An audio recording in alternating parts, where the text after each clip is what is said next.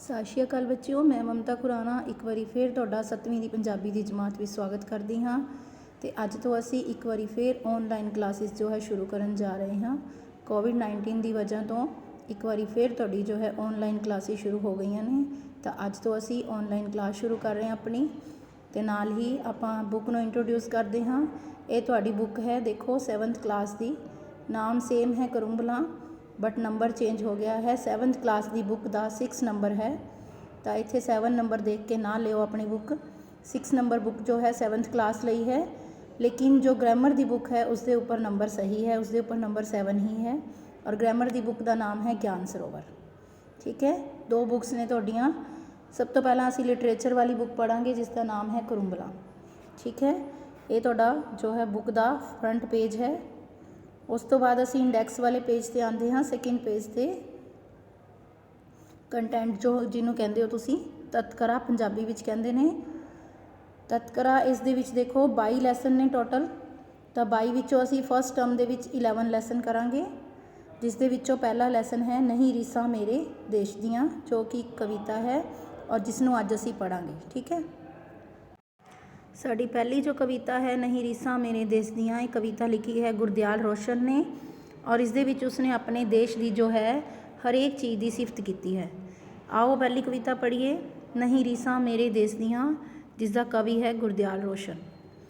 ये एक गीत के रूप में उसने लिखी है। इस गीत विच कवि ने देश के मौसम, रुत्तां, दरियावां, समुद्रां, अंबरां, पर्वतां, जंगलों की सिफत की है। यह चंद्रमा तक पहुँच चुका है, इस कोलों दुनिया ने बहुत कुछ सीखा है। हुण असी कविता पढ़ते हाँ, बड़े ध्यान नाल सुननी है कविता। इस कविता दे विचों एक पैरा आउंदा है पेपर विच, जिस नाल रिलेटिड 5 क्वेश्चन आउंदे हन, ते जिन्हां दा आंसर तुसी जो है उसे पैरे विचों लभ के देना हुंदा है। तो इस करके कविता नूं बड़े ध्यान नाल सुनना है। आओ कविता पढ़िए। सोहणे मौसम सोहणियां रुत्तां इस दियां, नहीं रीसां मेरे देश दियां। इस विच कल कल करदे दरिया वहिंदे ने, इस दे सागर अंबर नूं कुछ कहंदे ने। प्यार करन इस नूं कुंजां परदेस दियां, नहीं रीसां मेरे देश दियां। इस पैरे विच कवि जो है गुरदयाल रोशन वो कहंदे हन, सोहणे मौसम सोहणियां रुत्तां इस दियां, यानी मेरे देश दियां जो रुत्तां ने ते मौसम ने वो बड़े ही सोहणे ने। इस करके मेरे देश की जो रीस है वो कोई देश नहीं कर सकता। इस विच कल कल करदे दरिया वहिंदे ने, कल कल करदे मतलब शोर मचाउंदे होए लगदे ने दरिया, दरिया यानी कि नदियाँ। इस दे सागर अंबर नूं कुछ कहंदे ने, सागर एवें शोर करदे ने, वड्डे ते अपार ने, जिवें कि अंबर नूं आसमान नूं उच्चे उठ उठ के कुछ कह रहे होण। प्यार करन इस नूं कुंजां परदेस दियां। कुंजां की हुंदियां? कुंजां एक पंछी का नाम है जो कि प्रदेश तो आउंदा है, यानी दूसरे देश तो साडे देश विच आउंदा है, ते मौसम बदलन ते दोबारा अपने देश परत के चला जाता है। उन्हां नूं कुंजां कहा गया है कि जिहड़ी बाहरले देश तो कूंज पंछी आउंदे हन वो भी साडे देश नूं प्यार करते हैं। इस करके साडे देश की जो रीस है कोई देश नहीं कर सकता। आओ अगला पैरा पढ़ते हाँ। इसते पर्वत महकां वंडण प्यार दियां, इस दे खेतां नूं नहरां शिंगार दियां, जंगल गाउंदे गीत ने धरती इस दियां, नहीं रीसां मेरे देश दियां। इस पैरे विच कवि कहता है, इस दे पर्वत महकां वंडन प्यार दियां, इत्थों दे पहाड़ जो ने पर्वत ने वो इंज लगता है जिवें प्यार की खुशबू वंड रहे होण।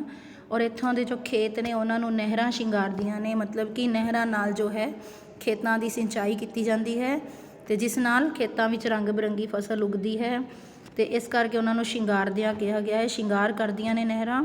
जंगल गाउंदे गीत ने धरती इस दियां, इत्थों की धरती ते सारा कुछ है, किते जंगल है, किते पहाड़ है, किते पर्वत है, किते नदियाँ ने। इस करके जंगल जो ने इत्थों दे इस धरती ते गीत गाउंदे हुए नज़र आउंदे ने। इस करके कवि कहता है कि मेरे देश की जो रीस है कोई नहीं कर सकता। अगला पैरा पढ़ते हाँ। इसने जीना दुनिया ताईं सिखाया है, इसने जाके चंद नूं भी हथ लाया है, हुन्ना गल्लां रहियां बाल वरेस दियां, नहीं रीसां मेरे देश दियां। इस पैरे विच कवि कहता है कि मेरे देश ने जो है सारी दुनिया को जीना सिखाया है, कि खुशी खुशी किवें प्यार नाल रहना है। इसने जाके चंद नूं भी हथ लाया है, यानी इसने इन्नी तरक्की की है, टैक्नोलॉजी के खेत्र में इन्नी तरक्की कर ली है कि ये चंद्रमा तक भी पहुँच गया है। ਹੁਣ ਨਾ ਗੱਲਾਂ ਰਹੀਆਂ ਬਾਲ ਵਰੇਸ ਦੀਆਂ, ਕਿ ਮੇਰੇ ਦੇਸ਼ ਵਿੱਚ ਹੁਣ ਉਹ ਬਚਪਨ ਵਾਲੀਆਂ ਗੱਲਾਂ ਨਹੀਂ ਰਹੀਆਂ, ਕਿਉਂਕਿ ਇਹ ਬਹੁਤ ਜ਼ਿਆਦਾ ਉੱਨਤੀ ਕਰ ਚੁੱਕਿਆ ਹੈ।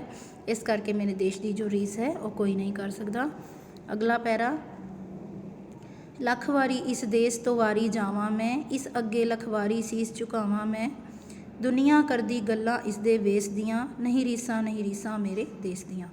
ਇਸ ਪੈਰੇ ਵਿੱਚ ਕਵੀ ਕਹਿੰਦਾ ਹੈ, ਇਸ ਦੇਸ਼ ਤੋਂ ਮੈਂ ਲੱਖ ਵਾਰੀ ਜੋ ਹੈ ਸਦਕੇ ਜਾਂਦਾ ਹਾਂ, ਵਾਰੀ ਜਾਂਦਾ ਹਾਂ, ਇਸ ਨੂੰ ਨਮਨ ਕਰਦਾ ਹਾਂ, ਅਤੇ ਮੇਰਾ ਜੀ ਕਰਦਾ ਹੈ ਕਿ ਲੱਖ ਵਾਰੀ ਇਸ ਅੱਗੇ ਸੀਸ ਝੁਕਾਵਾਂ, ਯਾਨੀ ਇਸ ਨੂੰ ਮੱਥਾ ਟੇਕਾਂ, ਪ੍ਰਣਾਮ ਕਰਾਂ। ਦੁਨੀਆ ਕਰਦੀ ਗੱਲਾਂ ਇਸ ਦੇ ਵੇਸ ਦੀਆਂ, ਵੇਸ ਹੁੰਦਾ ਪਹਿਰਾਵਾ, ਅਤੇ ਇੱਥੋਂ ਦੇ ਪਹਿਰਾਵੇ ਦੀਆਂ ਗੱਲਾਂ ਦੁਨੀਆ ਕਰਦੀ ਹੈ। ਇਸ ਕਰਕੇ ਕਵੀ ਕਹਿੰਦਾ ਹੈ ਕਿ ਮੇਰੇ ਦੇਸ਼ ਦੀ ਰੀਸ ਕੋਈ ਨਹੀਂ ਕਰ ਸਕਦਾ।